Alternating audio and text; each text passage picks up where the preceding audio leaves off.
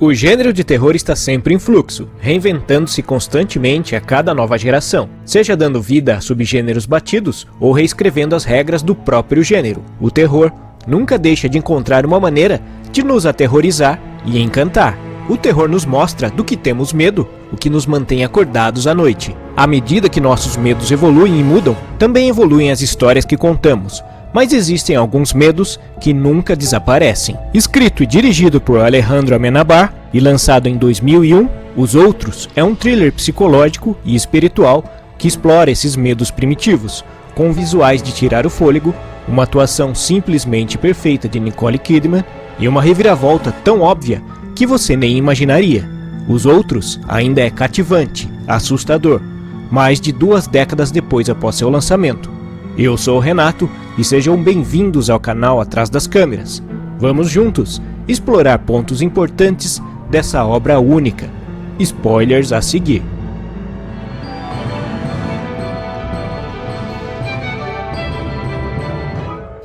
O ano é de 1945.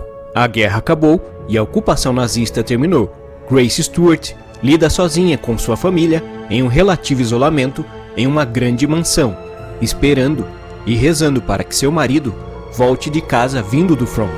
Como seus filhos sofrem de uma grave alergia à luz, Grace vive a vida na escuridão perpétua, agarrando-se desesperadamente à sua fé.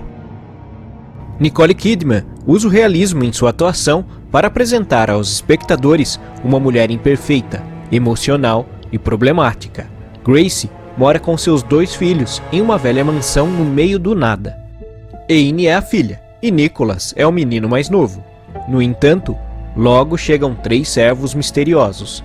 Desde sua chegada, uma série de incidentes estranhos ocorre quando todos descobrem que não estão sozinhos, algo que Grace não consegue explicar. Não demora muito para que ela comece a suspeitar que algo ou alguém está assombrando sua casa.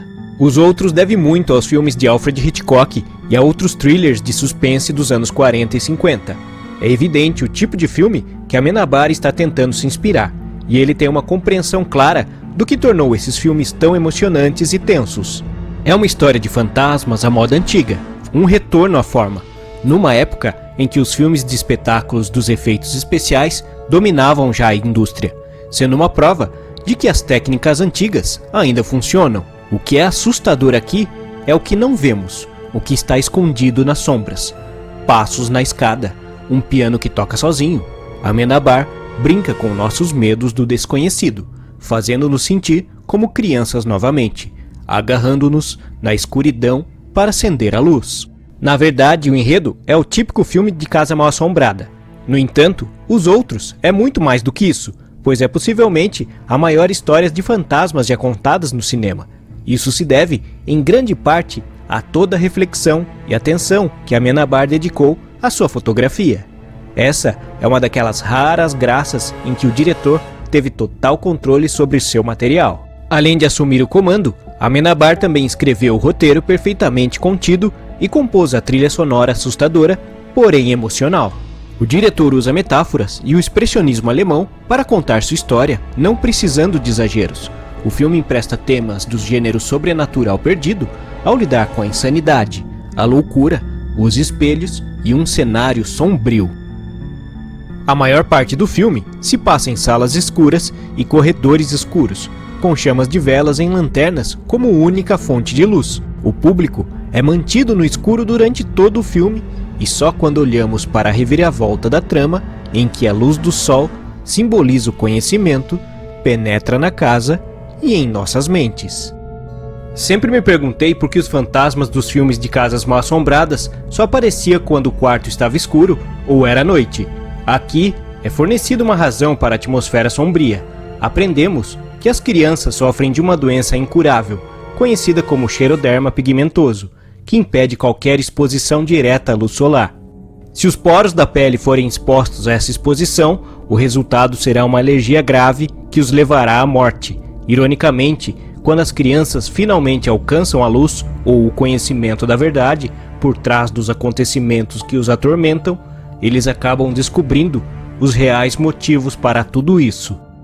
Mas antes dessa incrível revelação, somos levados a imaginar que todos os problemas que se escondem na mansão vêm dos 3 criados, principalmente após Grace encontrar no sótão as fotos dos 3 fotografados depois de mortos, ao mesmo tempo em que as crianças descobrem o túmulo dos criados, nos fazendo questionar e não enxergar, em primeiro momento, a verdade escondida. O que mais me impressiona cada vez que eu assisto a ele é o estilo e a substância que se complementam, criando um filme visualmente bonito e com substância suficiente para merecer repetidas visualizações. Estudando o filme plano a plano, cada cena faz parte de um todo e cada cena existe por uma razão. Por exemplo, recebemos um prazo quando Grace explica aos criados que o carteiro não passava há uma semana e que foi há uma semana de silêncio enquanto os pássaros pararam de cantar e que a neblina durou.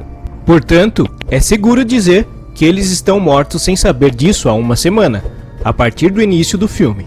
A neblina desempenha um papel importante aqui, pois Grace tenta atravessá-la em busca de um padre para libertar a mansão dos fantasmas. Porém, por estarem mortos, Grace e seus filhos ficaram amarrados na casa e a neblina os impedia de ir além de certo ponto. É claro que um espectador pela primeira vez só descobre isso depois de uma segunda ou terceira assistida. A cena mais famosa do filme é quando Anne, com um vestido branco novo, brinca com seus fantoches. Grace, tendo deixado a filha naquele quarto, mais tarde retorna, onde Anne, ainda com um vestido, continua brincando com seu fantoche. Só que dessa vez, ela é uma mulher velha. A cena, ao mesmo tempo inquietante e perturbadora, mas a mais do que aparenta. Mais tarde, sabemos que a velha é um meio em que determinado momento foi possuída involuntariamente por Anne, e é por isso que Anne assume a forma da velha da foto. Agora, olhe para essa cena, que acontece antes que o espectador descubra tudo isso. Amy, em seu vestido de comunhão, brinca com uma marionete. A marionete é uma velha, e Amy não está no controle total dessa marionete. Novamente, uma representação visual do que está acontecendo. Os outros está cheio dessas dicas. Nem todas são visuais, algumas são conteúdos no diálogo, mas quando você o assiste mais de uma vez, tudo faz sentido, e é genial ver tudo isso acontecendo. Um exemplo de outra cena que me chamou a atenção é quando Grace corre até a casa e pega a espingarda. Há uma expressão de déjà vu em seu rosto. É como se ela já tivesse feito isso antes. Isso só mostra a dedicação que Nicole Kidman teve com aquela atuação.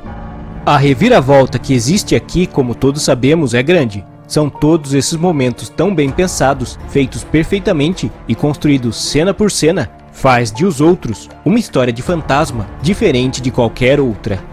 Uma obra-prima do terror e suspense que demonstra que as técnicas narrativas de antigamente ainda funcionam.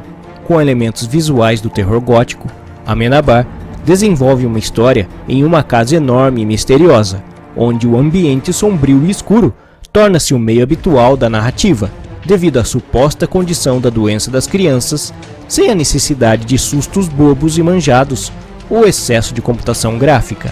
Apenas a mansão já adota uma atmosfera aterrorizante que muitos outros filmes desse gênero jamais conseguiram, fazendo-nos aprofundar nos nossos medos mais primitivos, trazendo reflexões sobre nossas próprias crenças, o medo da morte e de não saber o que acontece depois, a existência de espíritos ou fantasmas, questionamentos muito bem colocados e interpretados pelas crianças sobre essas profundas dúvidas.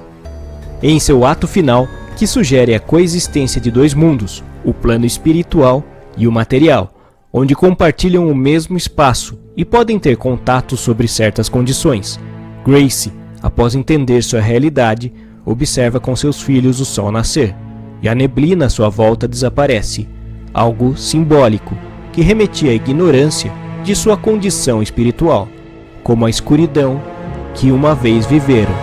Eu espero que vocês tenham gostado do vídeo sobre um dos meus filmes favoritos e considero como o melhor sobre casas mal assombradas. Agora, deixe aí nos comentários o que você acha dele, não se esquecendo de se inscrever e deixar o seu like. Muito obrigado sempre pelo seu tempo e até o próximo vídeo.